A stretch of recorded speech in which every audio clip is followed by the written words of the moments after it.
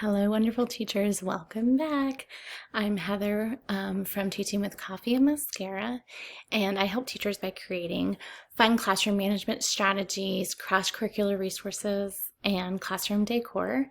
Today, I'm really excited you're here because we're going to talk all about how to pick a classroom management strategy. So there's so many different classroom management strategies out there, and just kind of trying to determine which one is right for you and which one is right for your class. So the very first thing is you're going to go through kind of like a cycle. And so it's going to be try something, observe how it works, and then edit if you need to. And then it kind of just keeps going around, right? And the reason for this is because every class is different, all your kids are different, and so what works one year, you might try it, right? That's always the first step, you try it, and if it doesn't work, which you're observing, does it work or not, then you're going to edit it and try something different. So that's like our main little process, our main steps, our 3 steps. So first, you're going to want to go based off of your class's personality.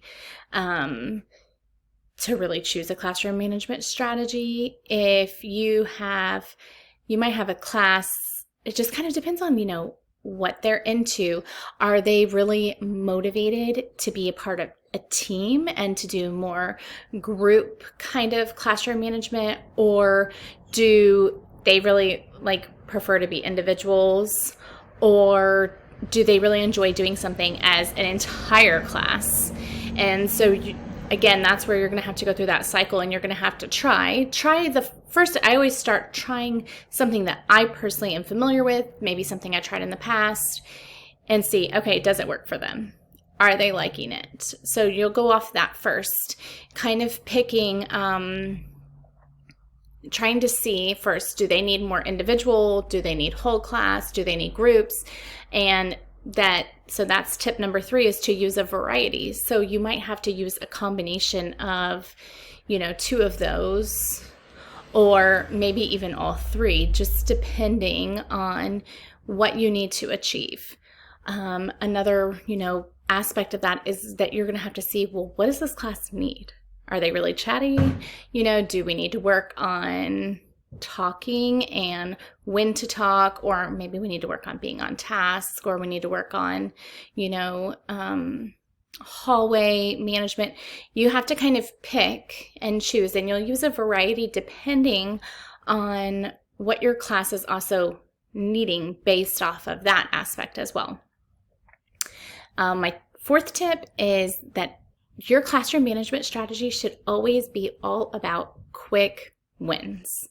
And what that means is that basically you want your students to feel successful. So you want to make sure that, especially in the beginning, when you first introduce something, that they are, for example, sometimes I use punch cards, and they should be getting multiple punches that day, because you want them to feel successful. You want them to have quick wins.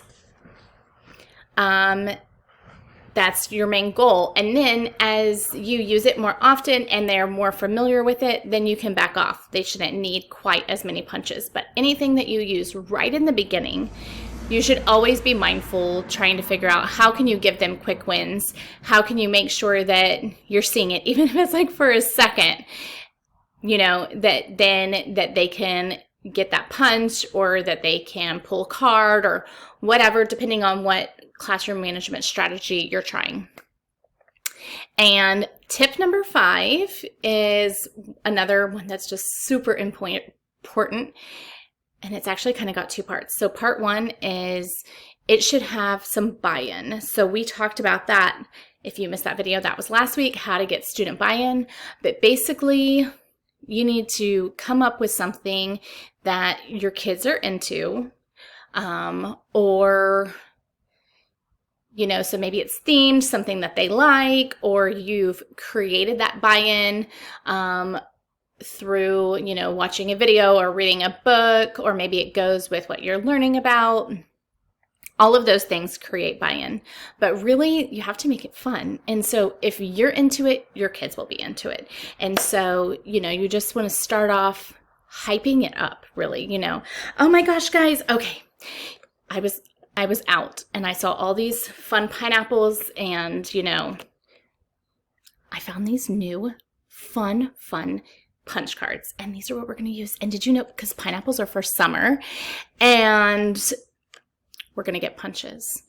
And when I say punches, usually my kids like, what does that mean? Like a punch in the face? No, oh, you're going to take a whole punch and we're going to punch it. And you show them and you say, do you know what you could get punches for? Oh, you could get punches for all kinds of things. What are we supposed to be doing in the classroom?